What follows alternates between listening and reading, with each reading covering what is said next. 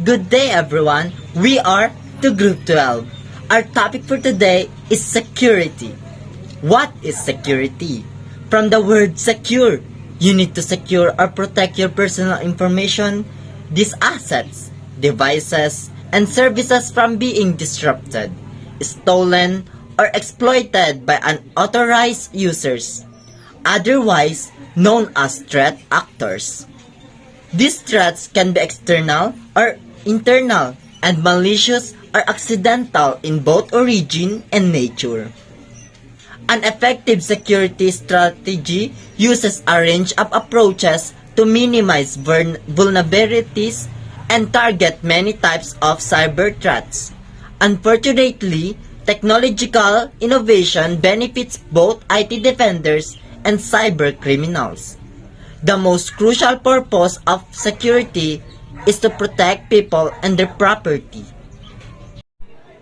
IT security consists of two areas, the physical and information.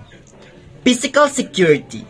Physical security is the protection of people, hardware, software, network information, and data from physical actions, intrusions, and other events that could damage an organization and its assets. A lack of physical protection could risk the destruction of servers, devices, and utilities that support business operations and processes. That said, people are a large part of the physical security threat. Theft and vandalism are examples of human-initiated threats that require physical security solutions. A physical security breach doesn't necessarily require technical knowledge, but it can be just as dangerous as a data breach. There are three parts of physical security: access control, surveillance, and testing. First part of physical security is access control. An example of physical security breach is an attacker gaining entry to our organization and using a universal serial bus, USB flash drive to copy and steal data, or put malware on the systems. The goal of access control is to record, monitor, and limit the number of unauthorized users interacting with sensitive and confidential physical assets. Access control can be as simple as barriers, like walls, fences, and locked doors. Identification badge and key codes are also part of an effective physical access system. Physical identification is a great way to authenticate the identity of users attempting to access devices and areas reserved for authorized personnel. More sophisticated access control methods include various forms of biometric authentication.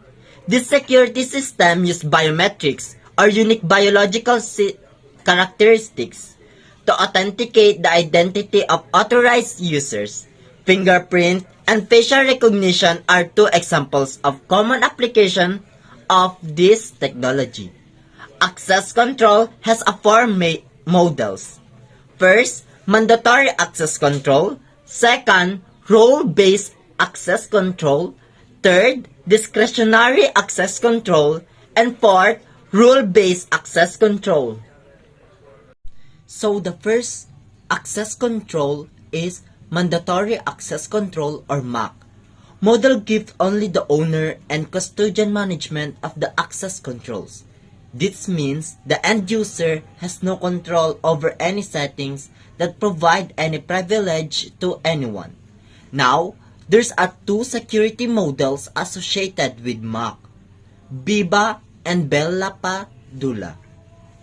The Viva model is focused on the integrity of information, whereas the Bella Padula model is focused on the confidentiality of information. Viva is a setup where a user with low-level clearance can read higher-level information, called read-up, and a user with high-level clearance can write for lower levels of clearance, called write-down.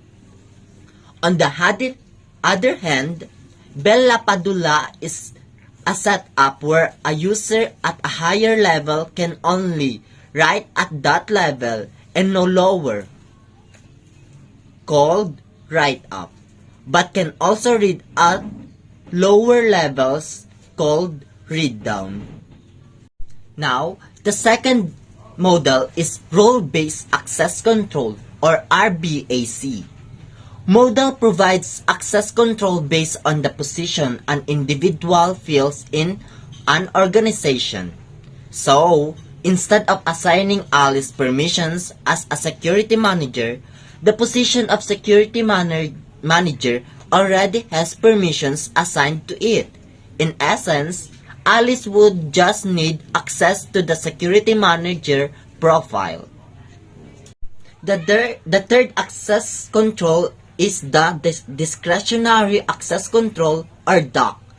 Model is the least restrictive model compared to the most restrictive MAC model. DAC allows an individual complete control over any objects they own along with the programs associated with those objects. The last access control model is rule-based access control, or also known as RBAC or RBAC. Rule-based access control will dynamically assign roles to users based on criteria defined by the custodian or system administrator. For example, if someone is only allowed access to files during certain hours of the day, rule-based access control would be the tool of choice. There are three logical access control methods. Logical access control is done via access control lists, or ACLs, group policies, and passwords. We will take a look at each of these to see how they provide controlled access to resources. Access control lists, or ACLs. When it comes to the various operating systems, the entries in the ACLs are named Access Control Entry, or ACE, and are configured via four pieces of information: a security identifier, or SID, an access mask, a flag for operations that can be performed on the object, and another set of flags to determine inherited permissions of the object. So, as one can see, ACLs provide detailed access control for objects. However, they can become cumbersome when changes occur frequently and one needs to manage many objects. The second access control method is group policies. This eliminates the need to go each computer and configure access control. These settings are stored in group policy objects, or GPOs, which make it convenient for the system administrator to be able to configure settings. Although convenient, a determined cybercriminal can get around these group policies and make life miserable for the system administrator or custodian. The last access control methods is password. Siguro familiar naman na kayo sa password, di ba? Ito yung part ng paggawa ng mga account gaya ng Google, Facebook, Twitter, IG, and so on. Ito rin ang pinaka-common sa logical access control, sometimes referred to as a logical token. If one makes the password easy to guess or uses a word in the dictionary, they can subject to brute force attacks, dictionary attacks, or other attacks using rainbow tables. Also, a password, sometimes called a passcode, is secret data, typically a string of characters usually used to confirm a user's identity. Now, the second part of physical security is surveillance. This can include observation from a distance by means of electronic equipment, such as closed-circuit television or CCTV. or interception of electronically transmitted information like internet traffic. It can also include simple technical methods such as human intelligence gathering and postal interception. Other examples are cameras, thermal sensors, motion detectors, and security alarms. The last part of physical security is testing. Testing is a reliable way to increase physical security. Companies that have strong security protocols test their policies to see if they need to be updated or changed.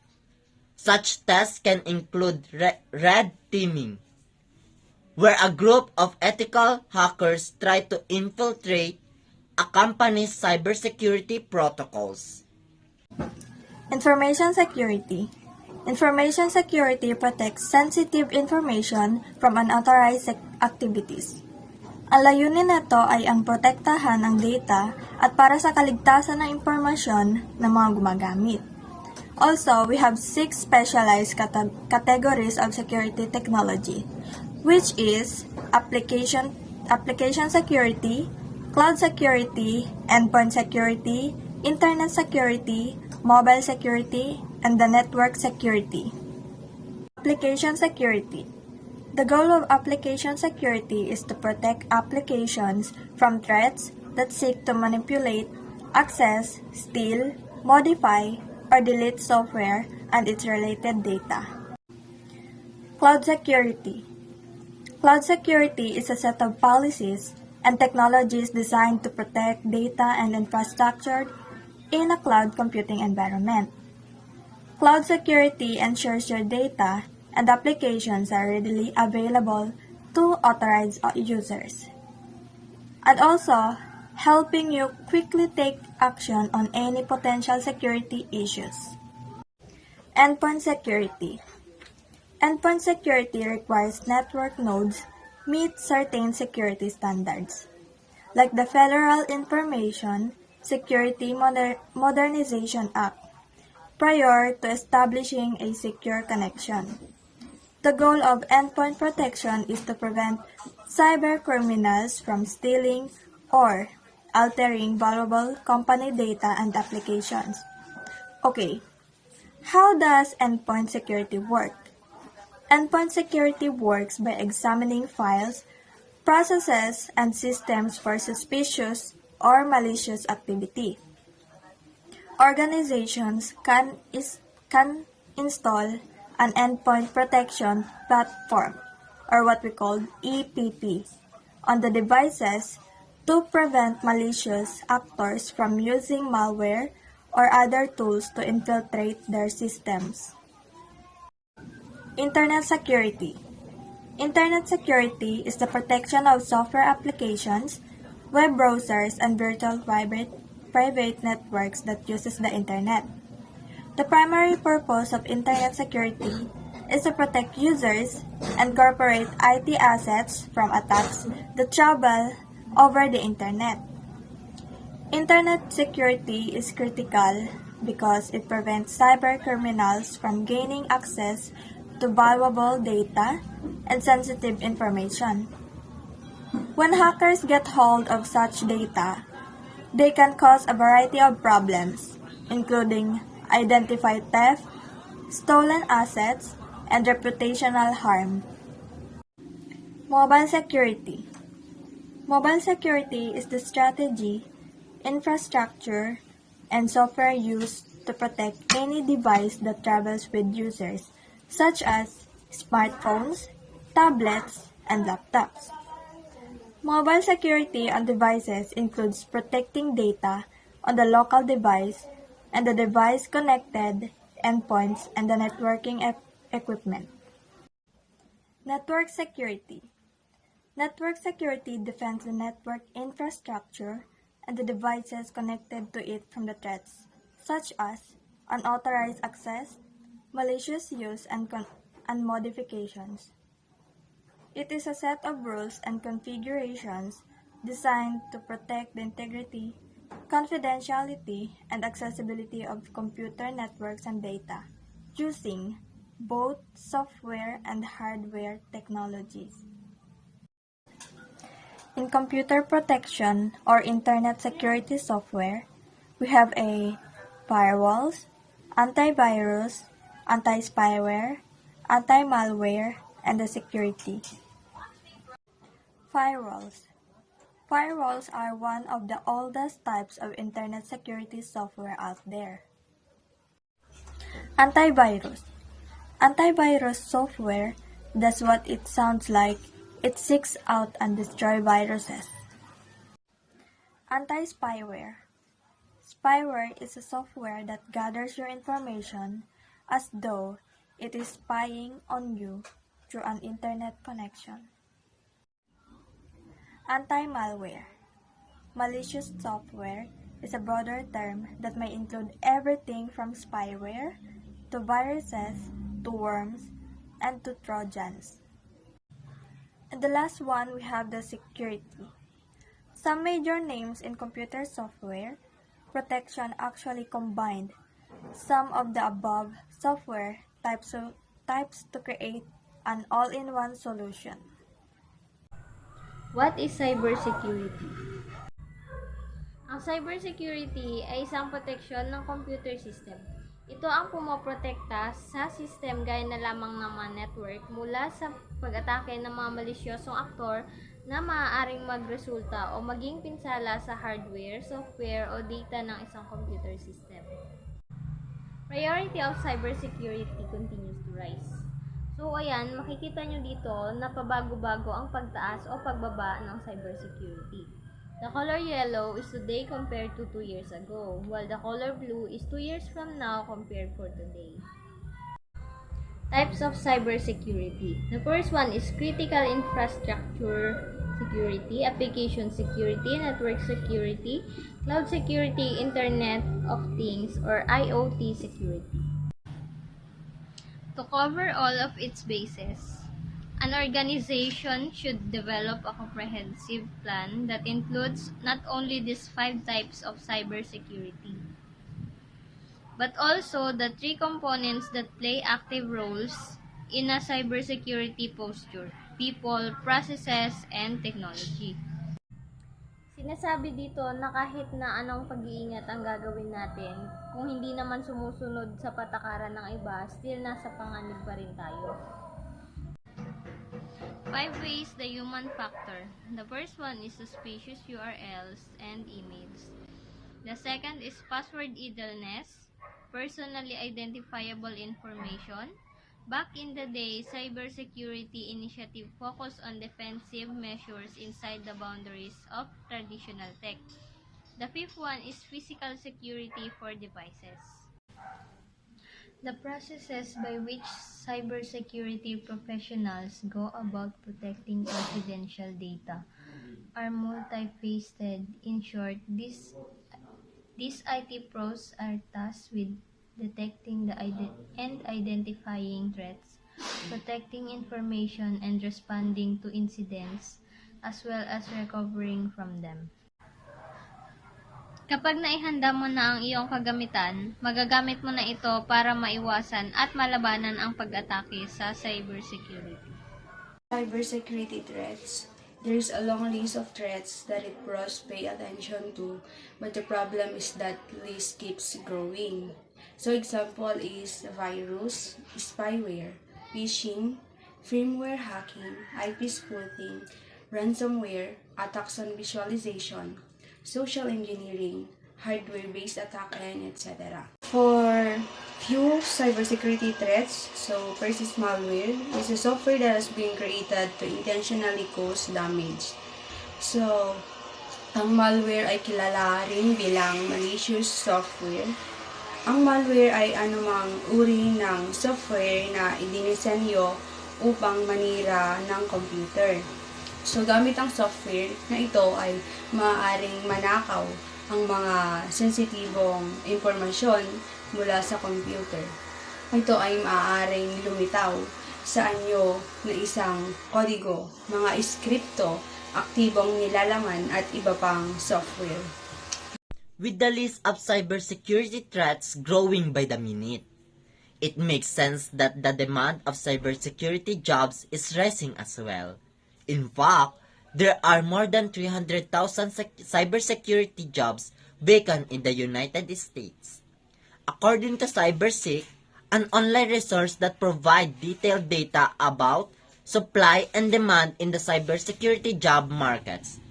These are the top cybersecurity job titles. So, top cybersecurity job titles. So, first is cybersecurity engineer, cybersecurity analyst, network engineer, architect, cybersecurity consultant, cybersecurity manager, administrator, and system engineer.